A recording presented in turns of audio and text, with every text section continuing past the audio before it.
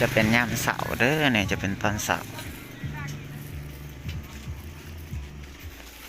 คนเที่ยวมาหลายนี่เด้จะเป็นน้ำนองน้ำบึง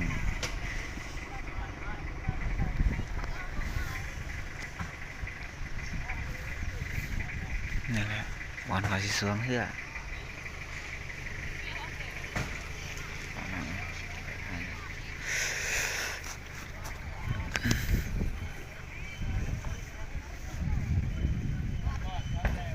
นี่เด้อ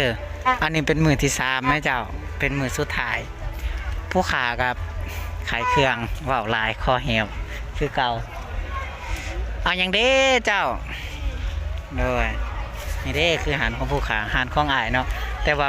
ผู้ขากับไปขอขายน้ำเพิ่นเด้อเพิ่นให้เท่าไหร่ผู้ขาก็เอาเท่านั้นเด้อขาบ่บอกหยังเพราะผู้ขาอยู่เฮือนกับบ่ได้เฮ็ดหยังเด้ออกแต่ส่วน คุณส่งเฮือละบาทมันละบาทประมาณนั้นเด้อบาทละบาทประมาณนั้นเจ้าเมืองร้องงามเด้อนี่เด้คนร้ายขนาดเด้อเด้เจ้าเอาทรงบ่เด้มาเบิ่งมาเลือกได้เด้อ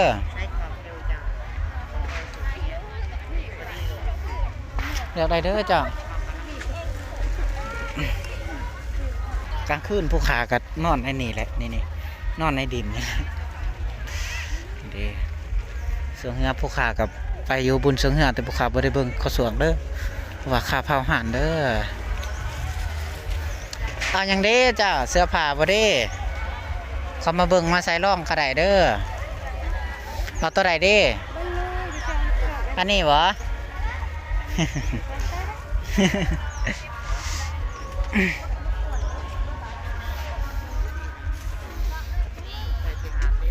มักสีใดเอาพื้นนั้นเด้อเจ้าเด้อเลือกเบิ่งได้เด้อ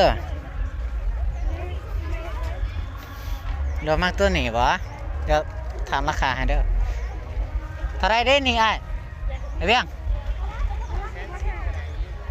1,015 1,010ได้อยู่เจ้าอันนี้จะเป็นผ้าซันดีเลยนุ่มๆขอแหบแล้วผู้ขาก็ได้ 45 40ได้อยู่เจ้าใส่ร่องก็ได้เด้อยันบ่พอดีบ่เอาบ่เป็นยังเจ้าอยากลองก็ลองได้เอาอย่างเด้เจ้าเลือกเบิ่งได้เด้อ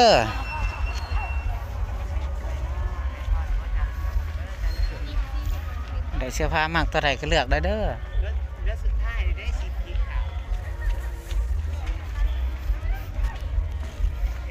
อยากได้ทรงบ่เด้เลือกได้เด้อ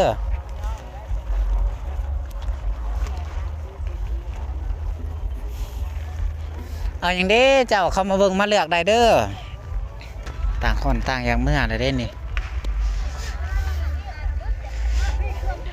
เอาอย่างเด้เจ้า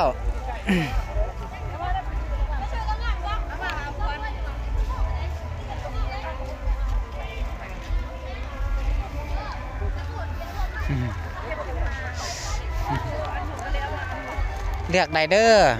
ว่าจะเลือกเบื้องนี้ก็ได้เด้อมึงมีจะลายสีเด้อจ้าเด้อเลือกได้เด้อราคาเดียวกันตัวนี้มันหลายขนาดอยู่ในแห้งหลายเด้คนว่าผู้ขาครับบ่ได้ไปเบิ่งไปเที่ยวเด้โดยลองได้เด้อ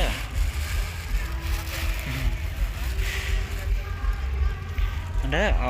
ขอทางหน่อยเด้อเอาอย่างเด้เจ้าเลือกได้เด้อเลือกได้เด้อมักตัวได้เอาลงเลยยวนอยากใส่ร่องก็ได้เด้อใส่ร่องได้เลือกใส่เด้อบ่ถึกใจตัวนี้ก็เปลี่ยนใส่ตัวใหม่ก็ได้ใหญ่ปูใหญ่เว้ยเด้น้อยจะอยู่เบื้องนั้นเด้อเจ้าน้อยเด้อน้อยจะอยู่เบื้องนั้นเด้อใส่ได้เด้อคันใส่ตัวนี้บ่ถึกใจใส่ตัวใหม่ใส่ตัวใหม่แล้วบ่ถึกใจใส่เลยตัวนี้บ่ถามเขาก่อนเด้อไอ้เบี้ย45เจ้าจักพื้นมาดิ2ตัว70 45นั่นน่ะ2ตัว70สิเอามาซอรุดได้แต่ค่าทรงเจ้ารุดได้แต่ทุนคันรุดกว่านั้นแม่นจกเงินในทงใส่เด้อเจ้าเด้อจกเด้อโดยความจริงเจ้า เอาสีใดเด้เลือกใดเด้อคนเข้าล้างเมื่อเลยอันนี้จะเป็นทางเมื่อทางนี่ทางนี้จะเป็นทางเข้าไปเที่ยวเด้อคนเขาเที่ยวคนร้ายหลายนี่เลยนี่เด้ผู้ค้าก็เอิ้นลูกค้าบ่ค่อยเป็นนู้งานนี้เพียบเด้องานเครื่องใส่เข้ามาซื้อ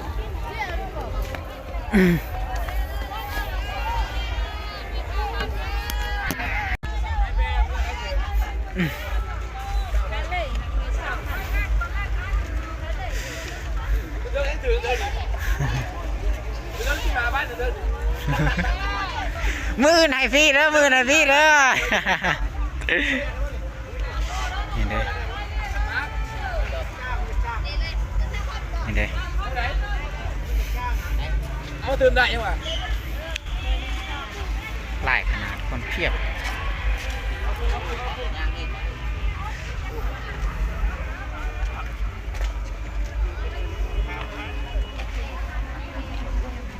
นี่เด้คนร้ายนะเอาอย่างเด้เจ้าเสือกันหนาวบ่เด้เอาเสือกันหนาวบ่เด้อันนี้เท่าไรอ่ะ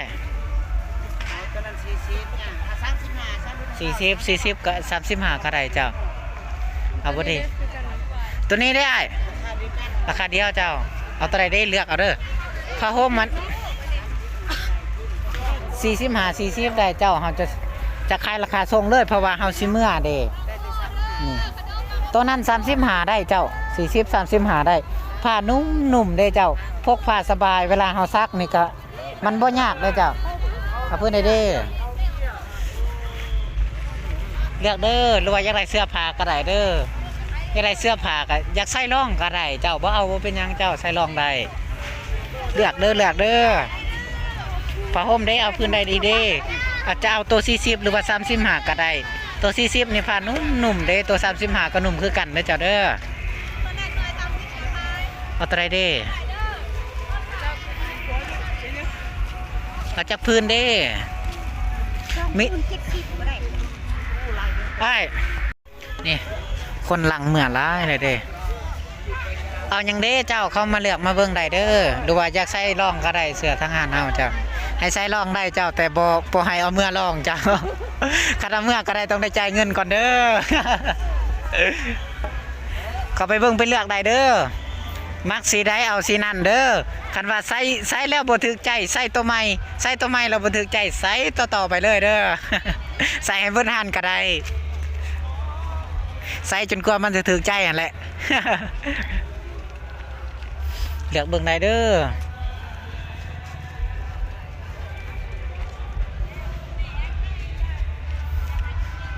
เลือกเบิ่งคักๆเด้อว่าถูกใจตัวใดเอาตัวนั้นโลด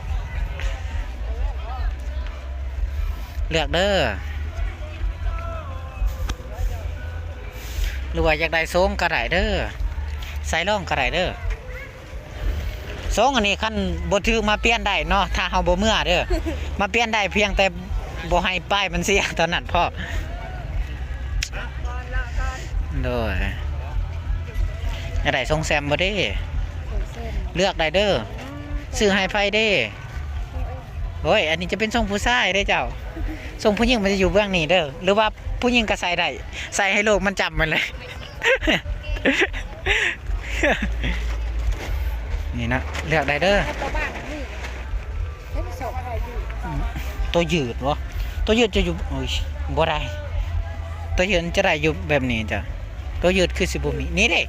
ได้เจ้ายืดจะเป็นของยี่ห้อโอ้ยบ่มีเจ้าย้อมจ้ะอันนั้นจะเป็นทรงสุภาพเลยจ้ะแบบนี้บ่เอาเด้บ่มักบ่เด้แบบงามคือกันเลยจ้ะเพราะว่าเดี๋ยวนี้เขาก็นิยมโอ้ก้นใหญ่เนาะ กันสั้นบ่เป็นยังง่ายๆก้นใหญ่เด้อจีกออกบนนี่เด้อเจ้าเด้อนี่ จีกออกบนเอวแล้วค่อยใส่ เอาอย่างเด้เจ้าเขามาเลือกได้เด้ออยากได้สุดกีฬาบ่เด้ใส่รองก้อนก็ได้เด้อเจ้าเด้อ